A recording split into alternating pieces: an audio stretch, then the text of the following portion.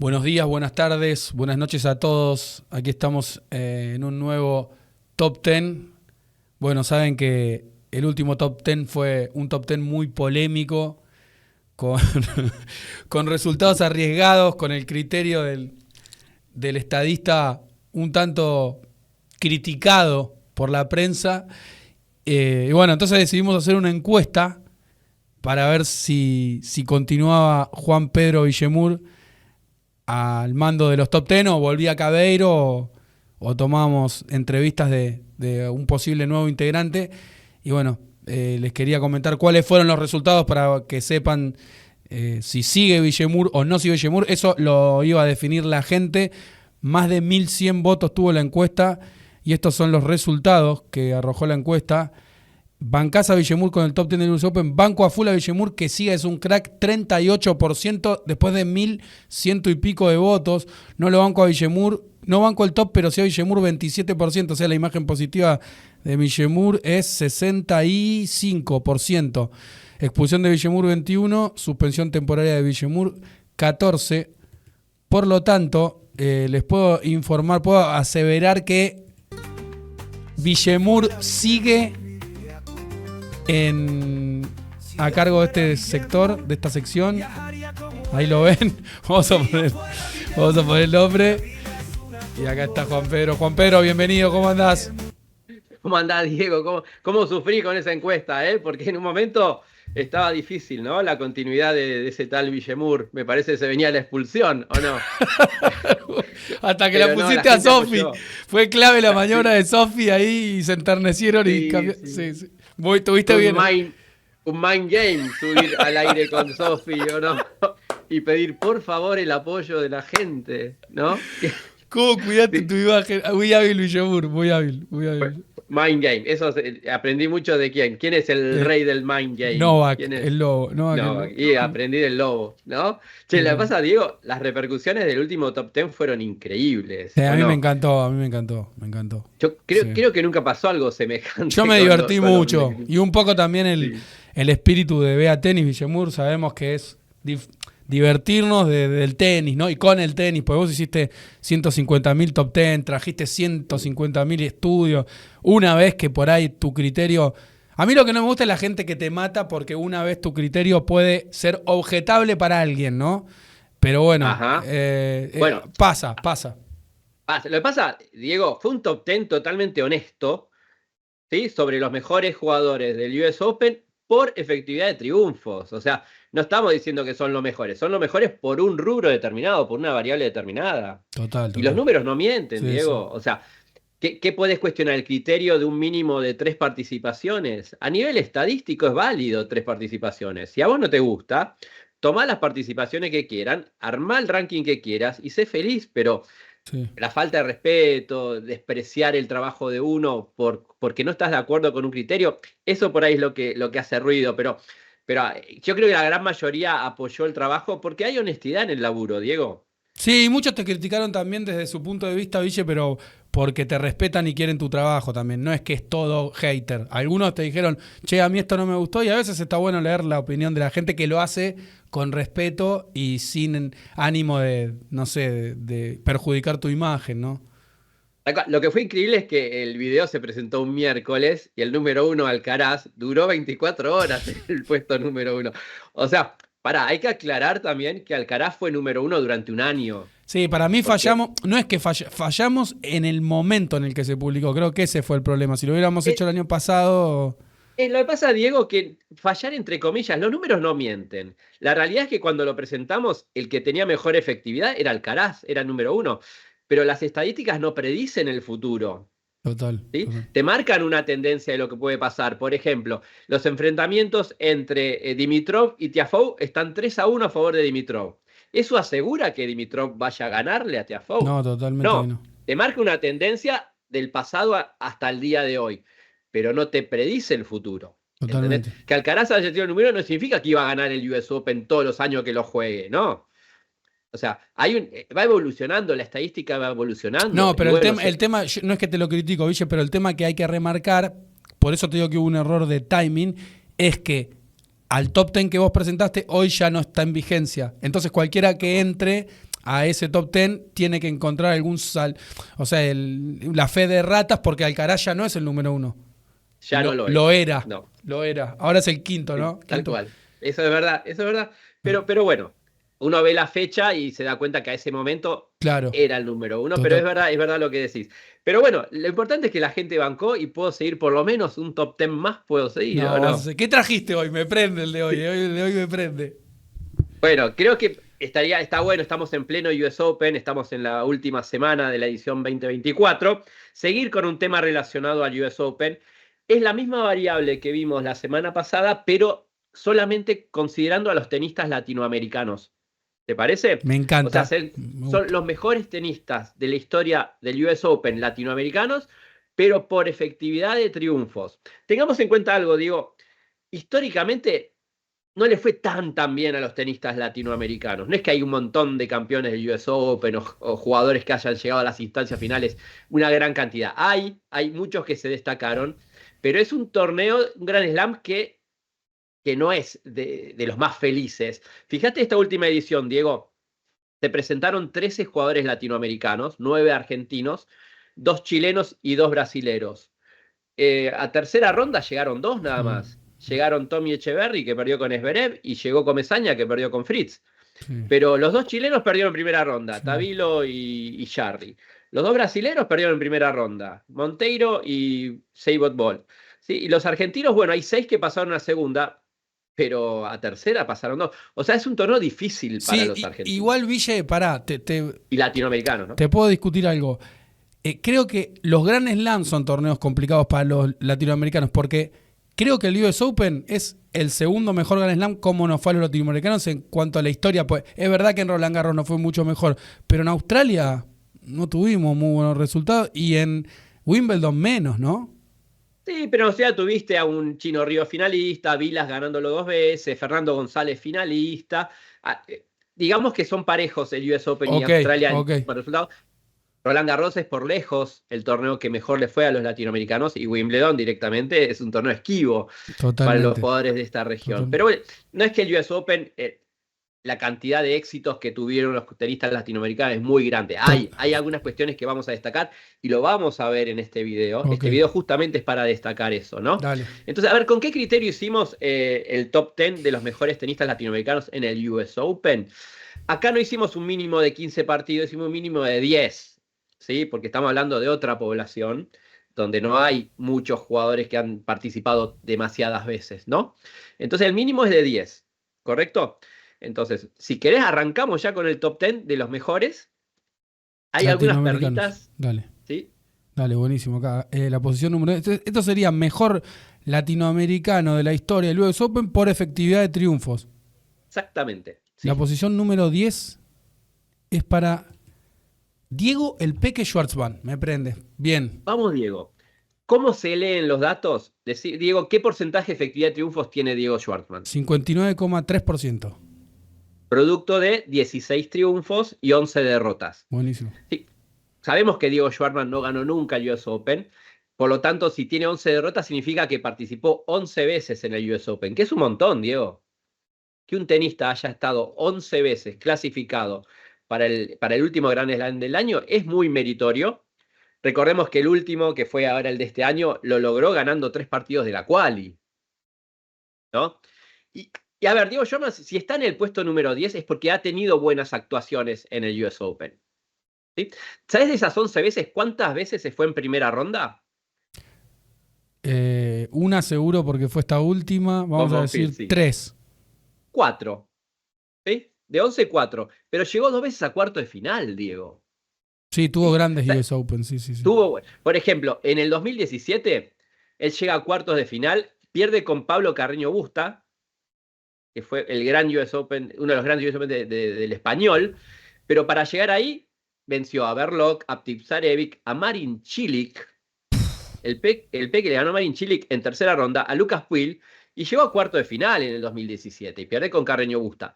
Vuelve a llegar a cuartos de final, que no es fácil, o sea, en este momento estamos en los cuartos de final del US Open 2024, y los que llegan no son No, cualquiera, no, o no sea, es fácil llegan los llegar a cuartos de mejores. final. Sí, sí, sí. Y, Es entrar en y la Diego, segunda semana. Tal cual, y Diego vuelve a llegar más, porque segunda semana es octavo de final, es dar un paso más.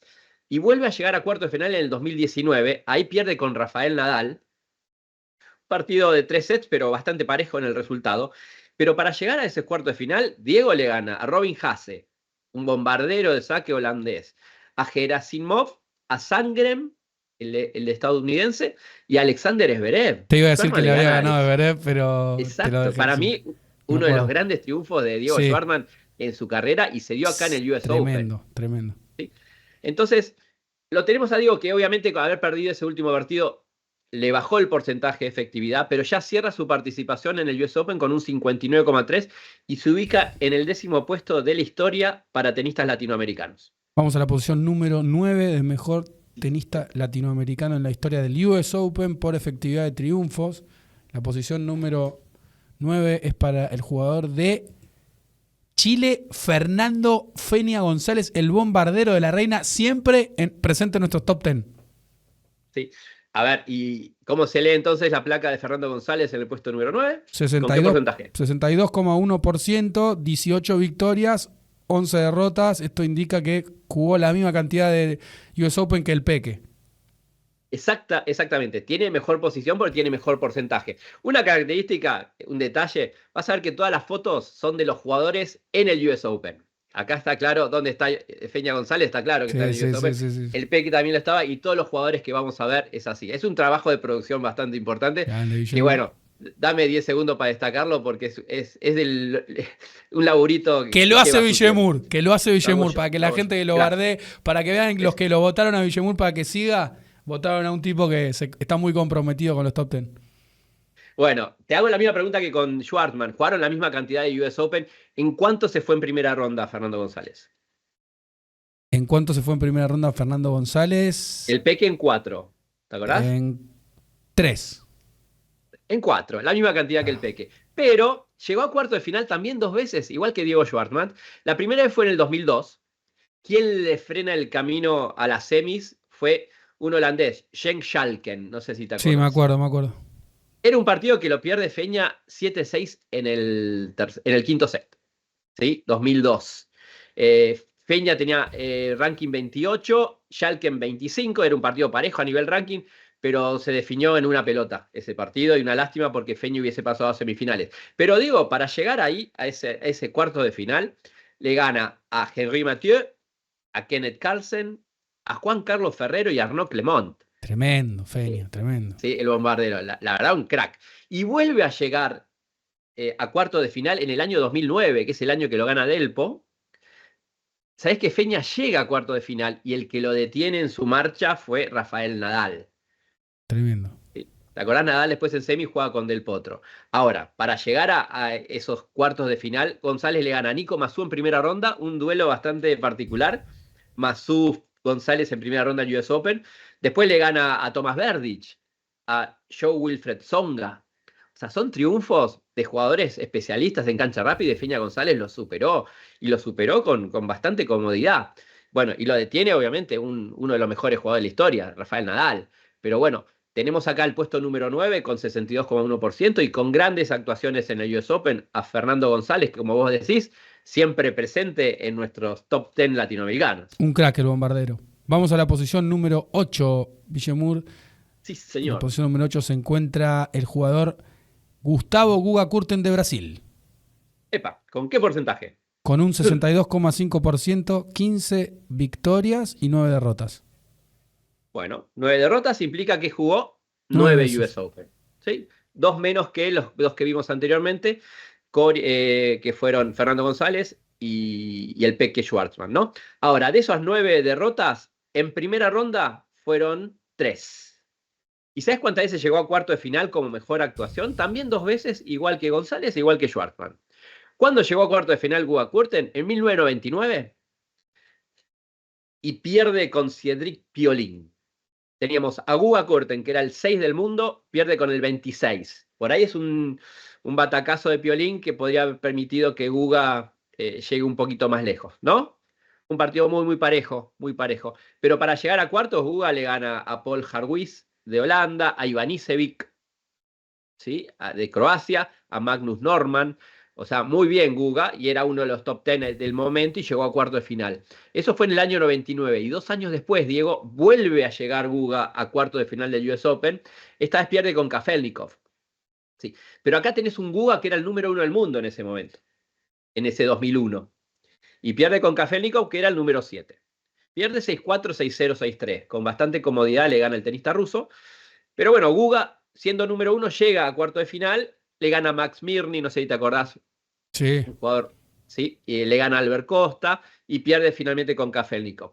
Puesto número 8 en efectividad de triunfos, entonces para Guga Kurten, con sus mejores actuaciones, 2 cuartos de final y un 62,5% de efectividad de triunfos. Vamos ¿Sí? a la posición número 7. La posición número 7 es para Andrés Gómez de Ecuador.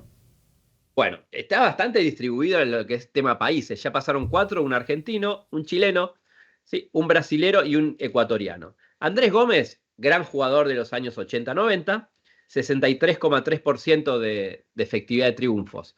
A ver, no lo ganó nunca, 11 derrotas, 11 participaciones.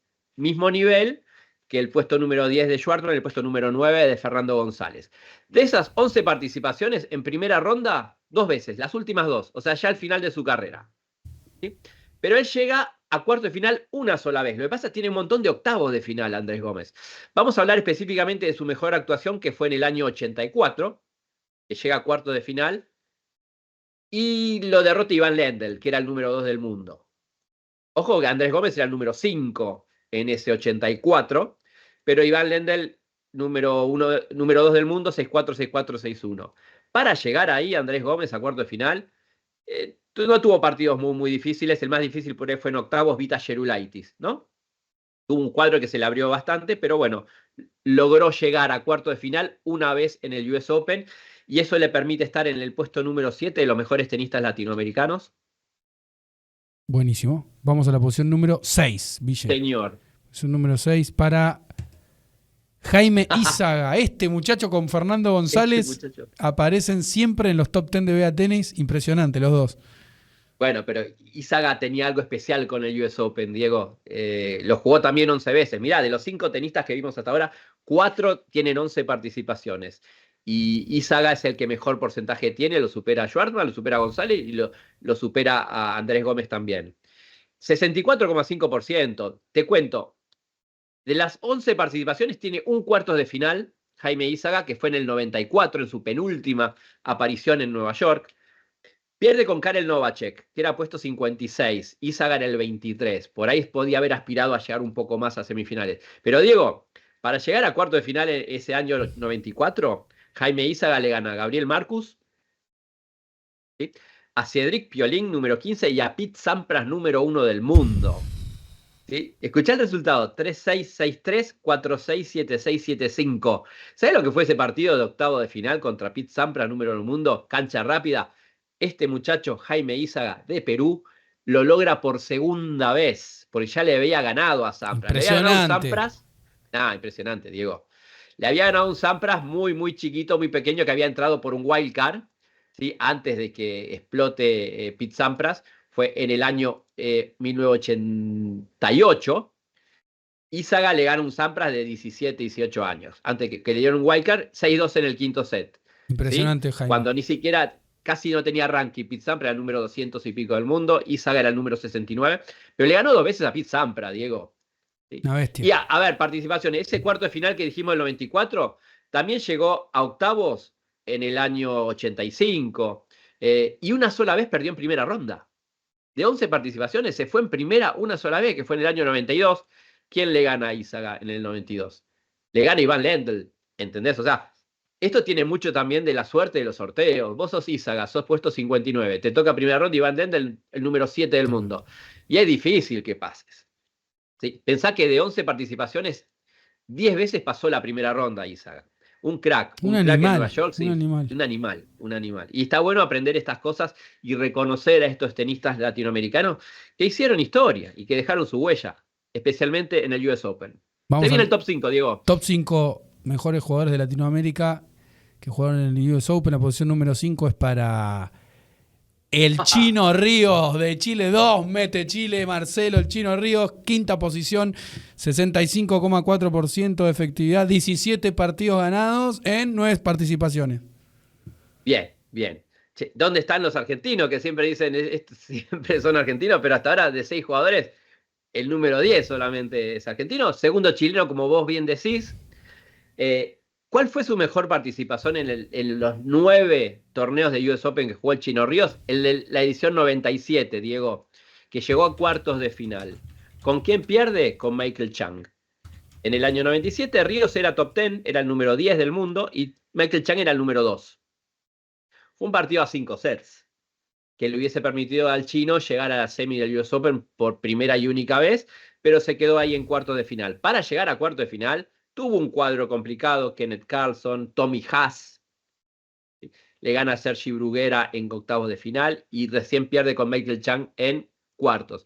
Uno por ahí espera del Chino Ríos porque fue número 1 del mundo y fue top 10 durante 3 años. Por ahí hubiese esperado mejores resultados en el Open, porque fue su mejor resultado. Aparte jugaba muy bien en un campeonato rápida, hubiera esperado el chino, un campeón de US Open me hubiera gustado. Merecía. A ver, hagamos un poquito más de recorrido de cómo le fue al chino el US Open. Hablamos del cuarto de final del 97 y tiene un octavos en el 99.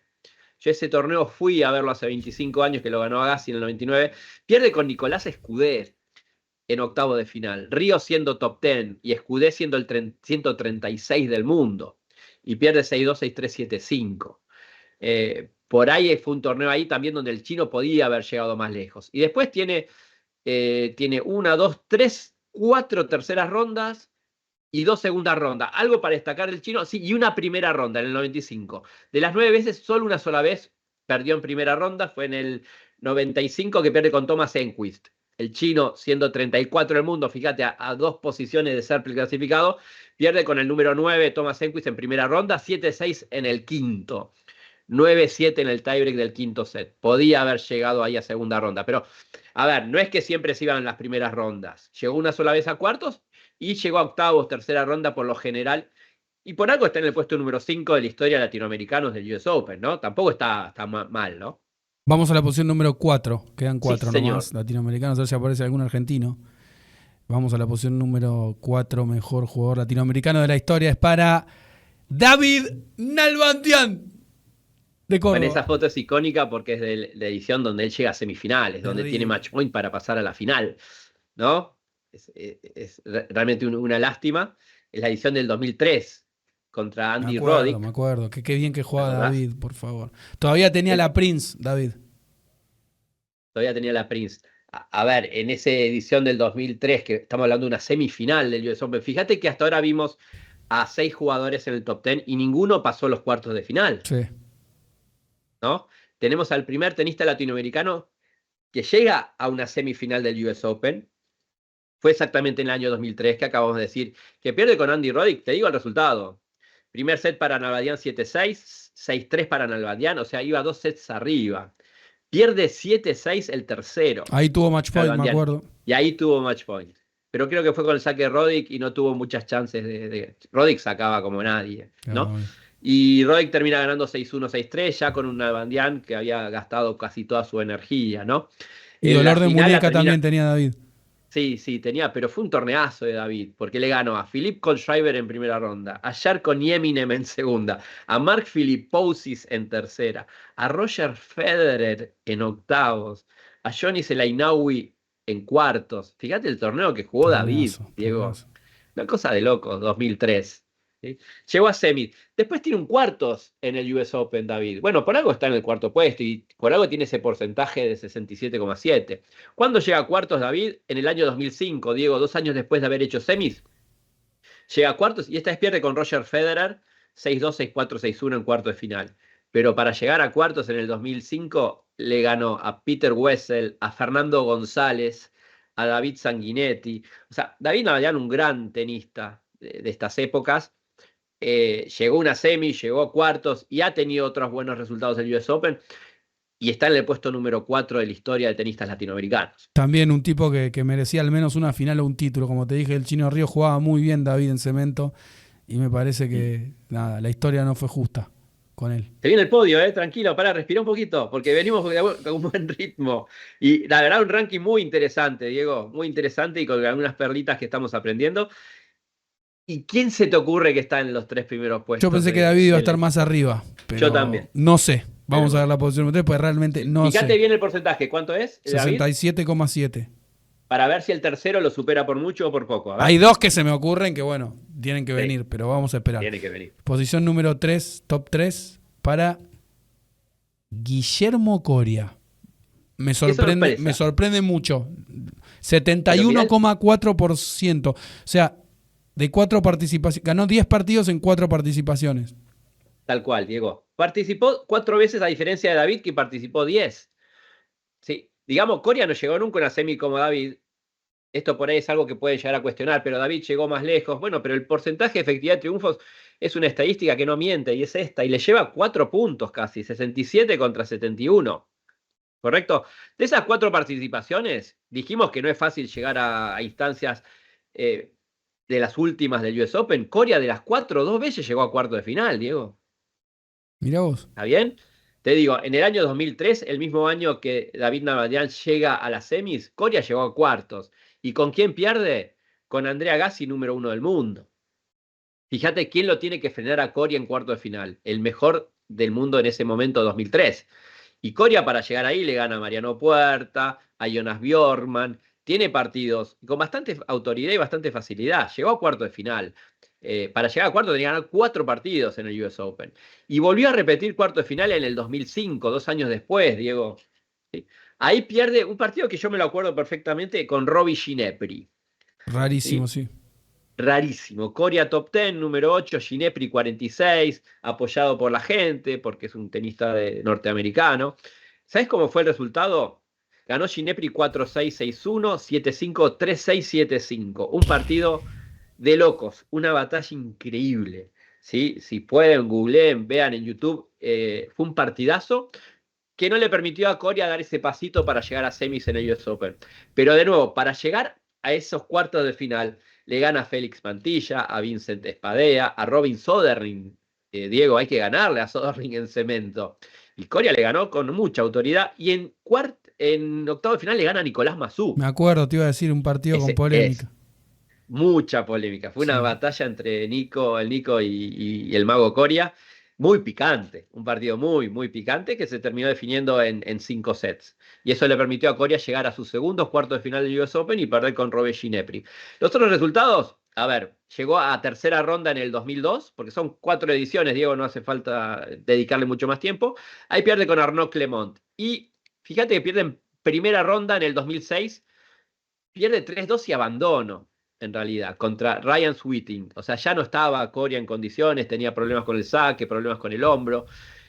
Fueron sus 4 participaciones del US Open con 2 cuartos de final y con ese porcentaje que lo ubica en el podio de la historia del US Open para tenistas latinoamericanos. Sí, sí, ¿Sí? totalmente. Perfecto. Vamos a la posición número 2. La posición número 2 es para Y el ahora, gran Guillermo Vilas, sí, 75,4. Tremendo, Ville, este. El gran tremendo. Willy. Bueno, tenés la foto de su momento cumbre en el US Open año 1977 y ganándole la final a Jimmy Connors. En la última edición que se hace en el US Open en Forest Hills, en el polvo gris, polvo verde, le gana en 4 sets a Jimmy Connors, ahí lo tenés levantando la copa. Es el primer latinoamericano que vemos que gana el US Open, ¿correcto? Si tiene 14 derrotas y un título, significa que participó 15 veces. Pero Willy, a ver, ganó en el 77 el título. Tiene 3 semifinales más en el US Open. Vimos que hasta ahora que el único que había llegado a semifinales una vez fue David Nalbandian. Ningún otro latinoamericano hasta el momento superó los cuartos de final. Y Vilas no solo lo gana el título, sino que llega 3 veces a semifinales. ¿Con quién pierden esas semifinales? En el 75 pierde un partido increíble con Manuel Orantes. ¿Sí? ¿Te acordás que iba 5-0 para ganar y lo termina Me perdiendo? contaste, sí, sí. ¿Sí? En el 75. Orantes después le gana a Connors la final ese año. O sea, que era una posibilidad que tenía Vilas. En el 76, al año siguiente, vuelve a perder en Clay contra Jimmy Connors en la semi.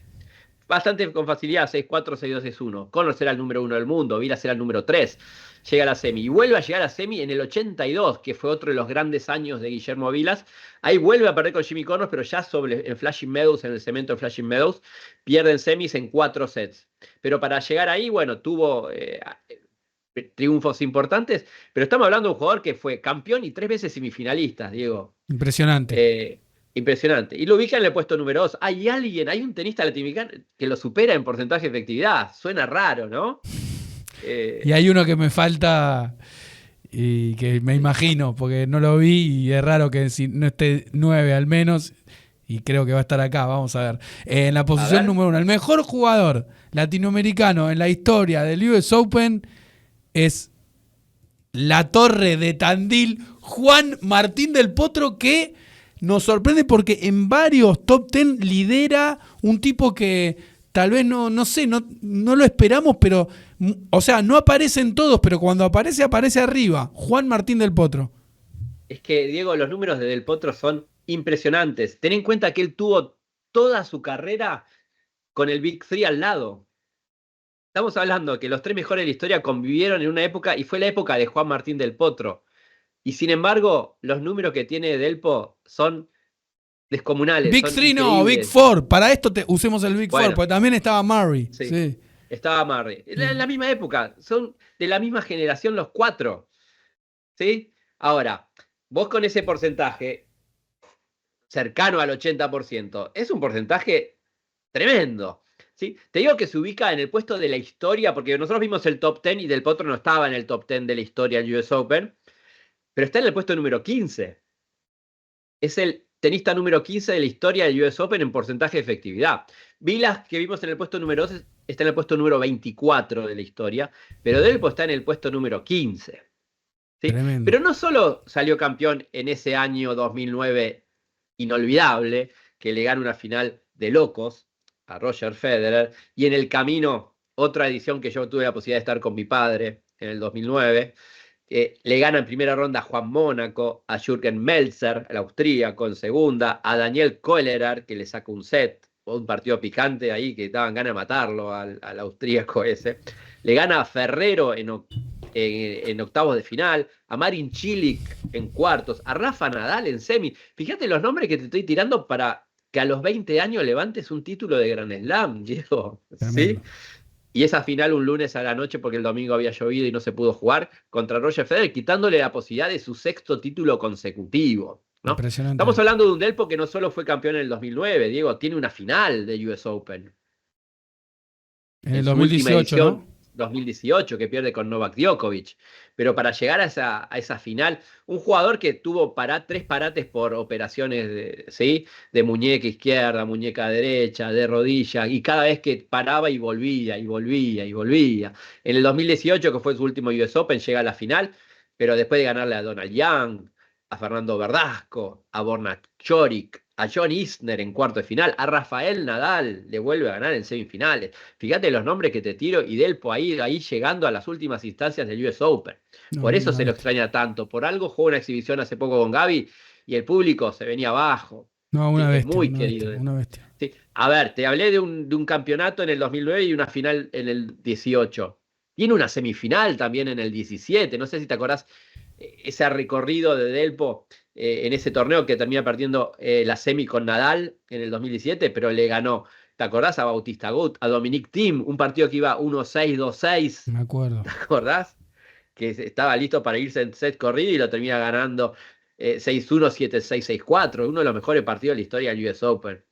Después le gana en cuartos a Roger Federer, Diego, era el número 3 del mundo, Federer. Y Delpo en el 2017 era el número 28. ¿Sí? Y llega a semi y pierde con Nadal. Los resultados, los partidos, los triunfos, los recuerdos que nos deja Juan Martín del Potro en Nueva York, en el US Open, son realmente inolvidables. Y ese porcentaje que lo ubica en el puesto número 15 de la historia, la verdad es para destacarlo a Juan Martín. Si querés mostramos, Diego, así rápidamente para cerrar este top 10, que la verdad me encantó hacerlo. Buenísimo. Estamos reconociendo a un montón de tenistas que merecen su lugar en la historia del tenis. Si querés mostrar del puesto número 11 al puesto número 30, ¿quiénes quedaron afuera de ese top 10? ¿Sí? Yo te daré un cuadrito. Ahí está. Fíjate que el que queda fuera es un mexicano, Raúl Ramírez, que estuvo muy cerca de superar en porcentaje al Peque Schwartzman, pero bueno, no lo llegó a superar, que tiene un cuartos de final, Chelas en el puesto número 12, Jaime Filiol en el puesto 13, y aparece algo muy raro. Fíjate quién está en el puesto número 30, Diego. El negro Mariano Zabaleta. Sí, lo loco de Zabaleta es que jugó 8 US Open, ¿no? Si tiene 4 triunfos es porque llegó a cuarto de final, que pierde con Safin.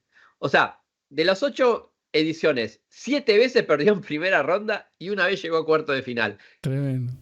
La verdad es muy extraño, pero bueno, ahí tienen los que son del puesto 11 al 30, latinoamericanos con mejor efectividad en el US Open. Y mostramos el top 10 final, Diego, y cerramos. Arrancamos por 10, Dale. el Peque Schwartzman, 9, Fernando González, 8, Guga Kurten, 7, Andrés Gómez, 6, Jaime Ízaga, 5, Marcelo Ríos, 4, David Nalbandián, 3, el Mago Coria, 2, Guillermo Vilas, 1, Juan Martín del Potro. Impresionante. Ville. Esos son los mejores tenistas latinoamericanos. Diego, me encantó este top 10. Espero que la gente comente, que diga lo que piensa sobre este top 10. Y si algo no le gustó, encantado de recibir las sugerencias constructivas, obviamente. Sigue Juan Pedro Villemur. Si yo fuera Villemur, viviría como él.